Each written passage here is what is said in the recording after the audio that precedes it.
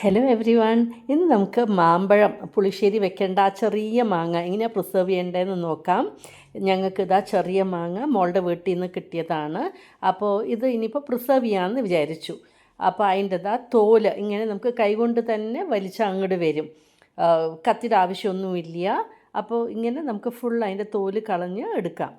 അപ്പോൾ എല്ലാത്തിൻ്റെയും തോലൊക്കെ എടുത്ത് മാറ്റി ഇനിയിപ്പോൾ ഞാൻ ഇതിലേക്ക് ശർക്കര പാനിയാണ് ചേർത്ത് കുക്കറിൽ ഒരു 2 വിസിൽ വെക്കാനായിട്ട്.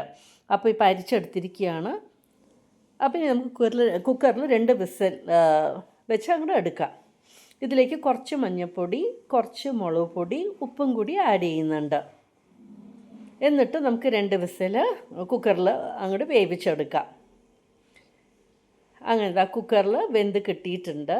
ഇനി നമുക്ക് ഇത് തണുത്ത ശേഷം നമുക്ക് ഏതാ ബോക്സ് വെച്ചാൽ അതിലേക്ക് ഒഴിച്ചു കൊടുത്ത് അങ്ങോട്ട് ഫ്രീസ് ചെയ്ത് വെച്ചാൽ മതി. ആവശ്യത്തിന് നമുക്ക് ഉണ്ടാക്കാനായിട്ട് പറ്റും.